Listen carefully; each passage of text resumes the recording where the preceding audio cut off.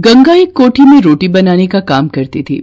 उस कोठी में उसके साथ सुमन नाम की एक और औरत काम करने आई थी। कोठी में हर सदस्य गंगा के खाने की बहुत तारीफ करता था। सबको गंगा के हाथ का खाना बहुत पसंद था। गंगा को पता था कौन किस स्वाद का खाता है, इसलिए वो सबके हिसाब से बनाती थी। गंगा, सारा खाना बना लिया क्या? मेहमान बस आने ही वाले हैं। जी मालकिन, सारा खाना तैयार है, बस टेबल पर लगा ही रही थी। सुमन, तू वहां खड़ी खड़ी क्या देख रही है? गंगा को खाना बनाते समय देखती रहा कर, वरना सीखेगी कैसे? हाँ, मैंने सब समझ लिया है मालकिन। सुमन जब से काम पर आई थी गंगा से चिढ़ती थी। मालकिन जब भी गंगा की तारीफ करती वो जल भुन जाती थी। जब देखो गंगा गंगा रट लगाए रखती हैं। अरे उससे लाख गुना बढ़िया खाना बना सकती हूँ। गंगा गरीब थी। घर के गुजारे के लिए वो काम करती थी, पर उसका पति मोहन शराबी था। वो शराब पीकर उसके साथ रोजाना मारपीट करता था। ये पैसे मुन्नी के स्कूल के जूतों के लिए रखे हैं। उसके जूते बिल्कुल फट गए हैं। ये पैसे मत ले जाओ, मैंने जोड़ कर रखे थे। वो स्कूल जाते हुए मुझे पूछ कर गई थी, मैंने उसे वादा किया था। मोहन पैसे छीन कर ले गया। गंगा रोती हुई काम पर जाती है। गंगा का मन आज ठीक नहीं था। वो खाना तो बना रही थी, पर उसका खाना बनाने में मन नहीं लग रहा था। वो उदास थी। उसने सुमन से कहा, सुमन, खीर में चीनी मिला दो, मैं आटा गूंथ रही हूँ। हाँ, मिला देती हूँ। यही मौका है, नमक मिला देती हूँ, नाम इस गंगा पर ही आएगा। सुमन खीर में नमक मिला देती है। जब सब लोग खीर खाने लगते हैं, सबका मुंह नमक से भर जाता है। मालकिन सारा गुस्सा गंगा पर निकालती है। ये क्या है गंगा, मेहमानों के सामने तुमने मेरी बेइज्जती करवा दी। हमारे बारे में सब क्या सोचेंगे कि एक रोटी वाली भी ढंग की नहीं रख सकते हैं। वैसे मैं देख रही हूँ गंगा, तुम में अब वो बात नहीं रही जो पहले हुआ करती थी। अब तो तुम निपटाने वाले काम करती हो। ऐसा है ना, तुम अपना हिसाब कर लो। सुमन तुमसे अच्छा खाना बनाने लगी है, और वैसे भी मेरे पास इतने पैसे नहीं है कि मैं 2-2 रोटी वालियों को तनख्वाह दे सकूं। इसलिए तुम अपना काम कहीं और ढूंढ लो। मालकिन, मैंने नमक नहीं मिलाया। मैंने तो सुमन से कहा था कि चीनी मिला दे। हाँ, कितना झूठ बोल रही हो गंगा दीदी। तुम्हें पता है कि सब्जियों में नमक और मीठे में चीनी तुम अपने हाथों से डालती हो।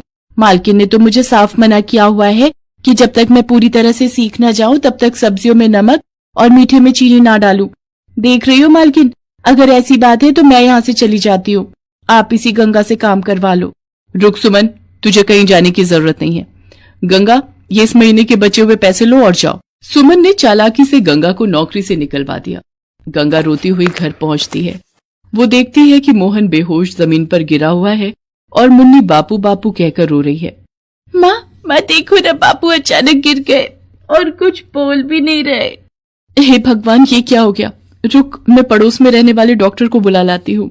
गंगा पड़ोस के क्लिनिक पर बैठे हुए डॉक्टर को लेकर आती है। उस डॉक्टर की सलाह पर मोहन को एम्बुलेंस में हॉस्पिटल ले जाते हैं। मोहन को शराब पीने से लीवर में इन्फेक्शन हो गया था। गंगा के पास जो भी पैसे थे वो सारे अपने पति के इलाज में लगा दिए। मोहन भी बहुत शर्मिंदा था। उसे जब पता चला कि गंगा की नौकरी छूट गई है तो वो बहुत दुखी हुआ। छुट्टी मिलने के बाद मोहन को घर पर आराम करना था, पर गंगा को घर के खर्चों के लिए पैसों की जरूरत थी। लेकिन उसे कुछ समझ नहीं आ रहा था कि क्या करे। कहीं भी रोटी बनाने का काम नहीं मिल रहा था। इतनी जगह बात कर ली, पर कहीं भी रोटी बनाने का काम नहीं मिल रहा। कैसे गुजारा चलेगा, कुछ समझ नहीं आ रहा। माँ, मुझे भूख लगी है, मुझे मैगी खानी है। अरे, आज तुझे मैगी कहाँ से याद आ गई? मेरी सहेली पिंकी ने भी मैगी खाई है, मुझे भी मैगी खानी है। अच्छा ठीक है, ये ले पैसे और खरीद ला, मैं बना दूंगी। मुन्नी मैगी का पैकेट खरीद लाती है। गंगा मुन्नी के लिए मैगी बना रही थी। माँ, आपको पता है इसमें सब्जियां, पनीर और पता नहीं क्या क्या डालकर पिंकी मैगी बनवाती है। ठीक है, मैं तुझे सब्जियां डालकर फिर किसी दिन बना दूंगी। माँ, ये देखो, मैगी के पैकेट पर क्या लिखा है? मैगी से कोई नई खाने की चीज बनाओ और 10,000 रुपए का इनाम पाओ। माँ, तुम भी इस प्रतियोगिता में भाग लो। क्या, दिखा तो जरा। गंगा को बढ़िया बढ़िया खाना बनाना आता था। वो इस प्रतियोगिता को जीतना चाहती थी। गंगा मैगी के पकौड़े बनाती है। मुन्नी को पकौड़े बहुत स्वादिष्ट लगते हैं। सुनो जी, अभी आपको तला हुआ डॉक्टर ने मना किया है। आप एक टुकड़ा ही खा सकते हो। आपकी तबीयत ठीक हो जाएगी तो आप भी ये पकौड़े खा लेना। माँ देखना, आप ये प्रतियोगिता जरूर जीतोगे। गंगा उस जगह पर पहुंचती है जहां पर मैगी से बनी चीजों की प्रतियोगिता का कार्यक्रम चल रहा था। सबने गंगा के बनाए मैगी के पकौड़ों की बहुत तारीफ की और गंगा 10,000 रुपए का इनाम जीत गई। गंगा ने उन पैसों से मैगी के पकौड़ों का ठेला लगा लिया। उसे एक रोजगार मिल गया था। उसके ठेले पर काफी भीड़ लगी रहती थी। लोगों को मैगी के पकौड़े बहुत पसंद आते थे। धीरे धीरे गंगा का मैगी के पकौड़े का ठेला चल पड़ा। मोहन की तबीयत में भी सुधार हो गया था। उसने शराब पीना बिल्कुल छोड़ दिया। अब वो भी ठेले पर गंगा के साथ उसकी मदद करता था। एक दिन गंगा के ठेले पर उसकी मालकिन, जिसके घर वो रोटी बनाने का काम करती थी, वो आई। मैं तो तुम्हें दोबारा काम पर बुलाने आई थी, पर आज तुम्हारी मेहनत और तरक्की देखकर मैं बहुत खुश हूँ। गंगा, मुझे माफ कर दो। सुमन बहुत गलत निकली। मेरे घर से बहुत सारा कैश और जेवर चुराकर वो भाग गई थी। पुलिस ने उसे पकड़ लिया है और उसने मुझे ये भी बताया कि तुम्हें काम से निकलवाने में उसी का हाथ था। कोई बात नहीं मालकिन, आपका बड़ा नुकसान होने से बच गया, ये अच्छी बात है। पर आगे से आप जब भी किसी को अपने घर काम पर रखो तो उसकी अच्छे से जांच पड़ताल जरूर करना, क्योंकि हर कोई गंगा की तरह नहीं होता। मालकिन की आंखों में शर्मिंदगी थी। वो वहां से चली गई। गंगा अपनी छोटी सी दुनिया में खुश थी। उसने अपने पति मोहन के साथ मिलकर मैगी के पकौड़े बेचकर जब अच्छी कमाई कर ली तो एक दुकान किराए पर ले ली, जहां पर वो मैगी के पकौड़े के साथ साथ और भी कई तरह के पकौड़े और चाय बेचने लगी।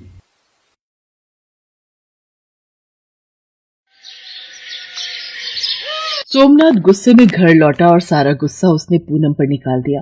आज फिर दाल चावल बना दिए। कितनी बार कहा है थोड़ी ढंग की सब्जी बना लिया कर, पर नहीं, वही दाल चावल बनाकर आगे रख दिए। क्या बात है, किसका गुस्सा निकाल रहे हो? तुम तो ये दाल बहुत शौक से खाते हो। क्या बात है, मुझे बताओ तो।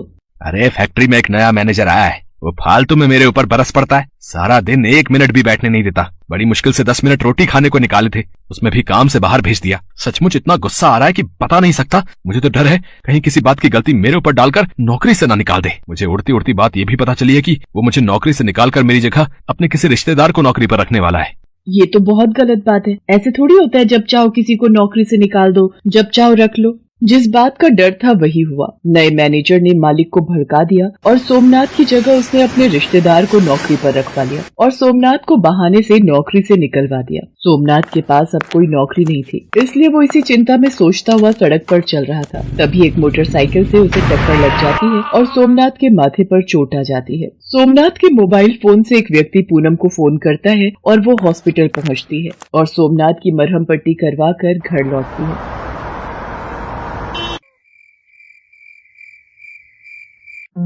पूनम, मैं जानता हूँ मैं तुम्हारे लिए कुछ नहीं कर सका। मेरी नौकरी भी चली गई। मैं हिम्मत हार चुका हूँ, इसलिए मैं तुम दोनों को छोड़कर जा रहा हूँ। अब मैं कभी नहीं लौट कर आऊंगा।